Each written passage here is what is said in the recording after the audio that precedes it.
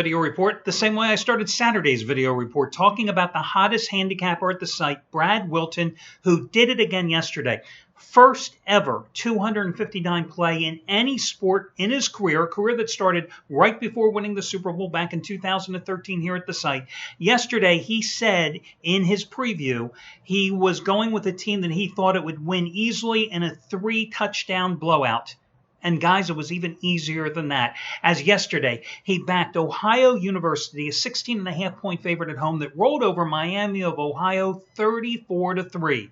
And again, you got that play as the half-price play of the day, as I continue to prove to you that you don't have to spend big money to make big money. And what big money has Brad Wilton continually made for you?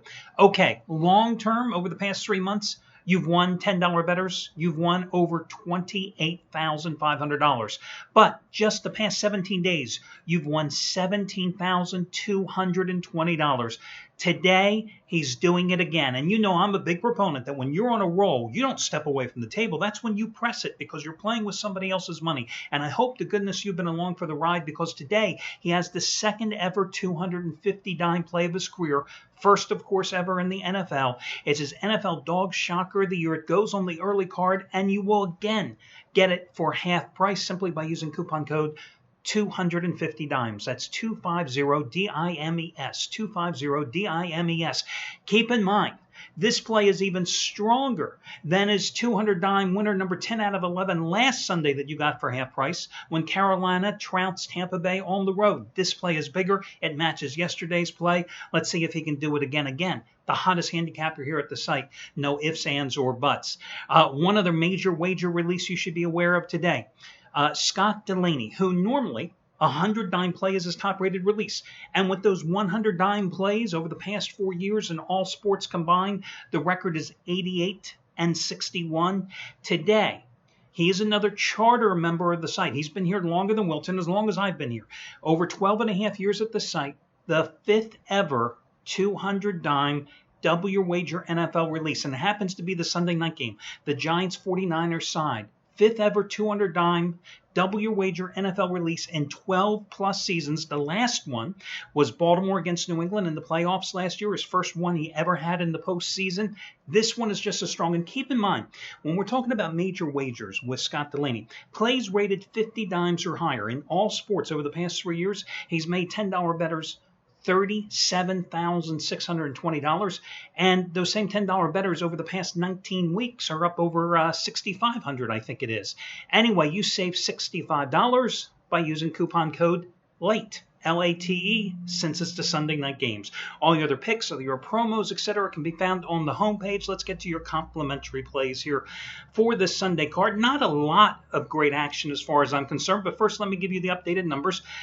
You know what happened, of course, on Thursday night with the underdog winning once more. So going into this 5th Sunday of the season, the underdogs are 32, 29, and 4 against the spread, and 24 of those puppies have won the games outright. And today, let me get you started with the first free pick.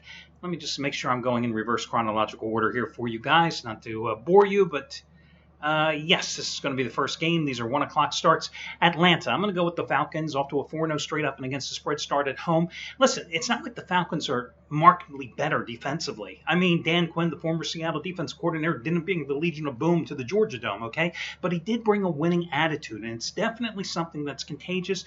The defense is playing better than it did a year ago, but it's the offense that's been cranking it up.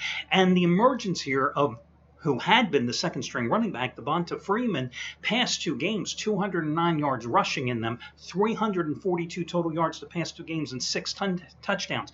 When the ground game is going, that makes Matt Ryan to Julio Jones all the more dangerous. And that pass-catching duo, throwing and catching duo, should be so strong today because, remember, both of Washington's starting cornerbacks, D'Angelo Hall and Chris Culliver, are out for this game for a Redskins team that's 5-12 against the spread. Their last 17 on the road, including 0-1 this year as they failed in that Thursday night game against the New York Giants. Redskins are going to try to put pressure on the Falcons and on Matt Ryan, but Falcons' offensive line has done a great job considering how much Ryan has thrown.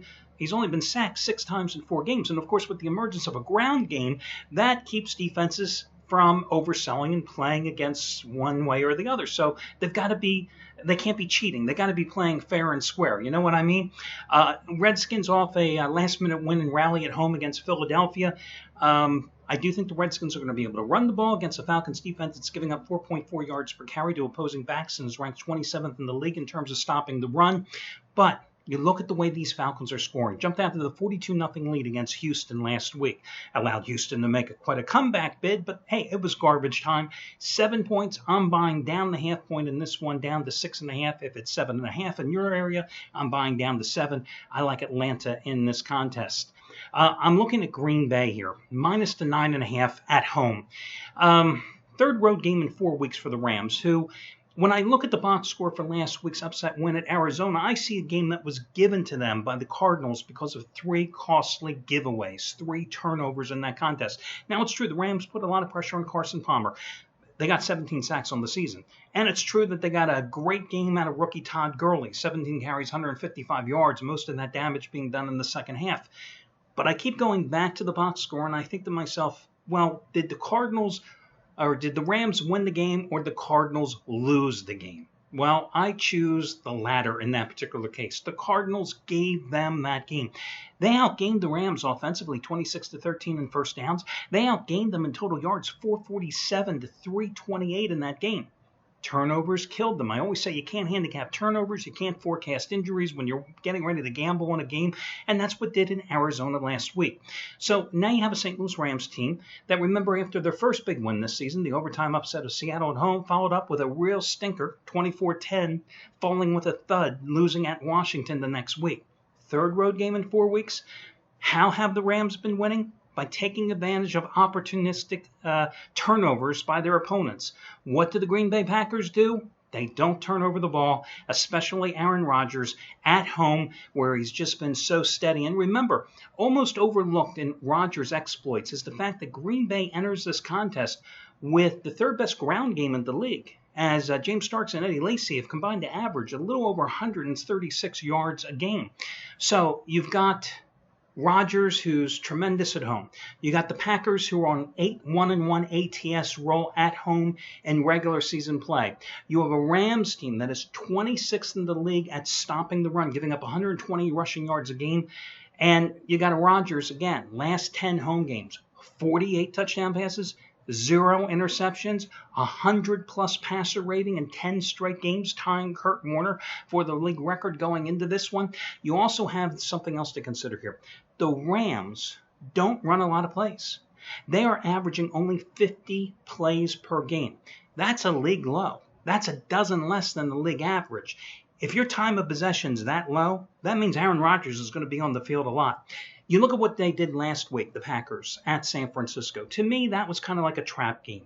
You know, they were coming off the Monday night game, the blowout of Kansas City, going on the road on a short week. They were 2 Sundays removed from that triple revenge home win and fourth quarter comeback rally against Seattle. It was a trap game, but they dominated the 49ers in that game, held the 49ers offense to 8 first downs, 196 yards in that contest. Rodgers did enough for them to secure the 17-3 victory. But now we're back at Lambeau. That's why I have no problems laying the 9.5 points with Green Bay in this contest. I'll look at your Sunday night game. I know Delaney has a big play on it. Let me just give you my opinion on it. I'm looking at the Giants minus 7 points, and I really don't know what to make of the Giants because, listen, I went against the Giants last week, and I took Buffalo at home.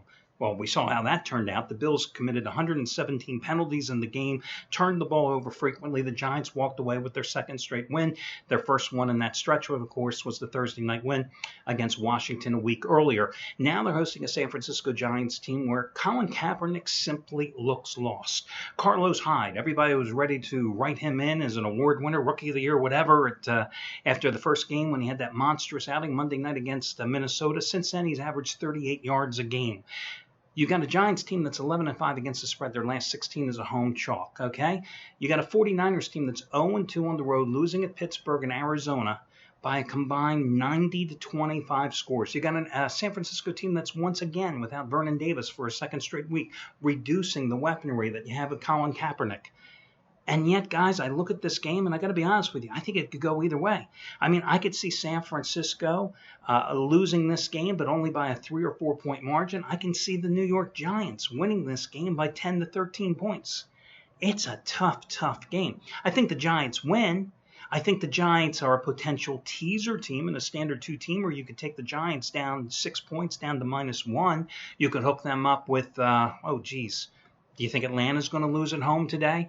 Do you think Kansas City's going to lose at home today against Chicago? Do you think Green Bay is going to lose today? And I say, do you think they're going to lose? Because anytime I can take a teaser and manipulate the points and take the home team that I think is going to win anyway and reduce them to a field goal favorite or less, that's what I mean. Do you think they're going to lose? I don't think so. So I think it's a teaser possibility, but as a straight-up play, it's a game I looked at back and forth and just not enthralled with it. Of course, listen, I'm not the guy that has the 5th ever 200 dime double your wager play on it. That's my boy Delaney.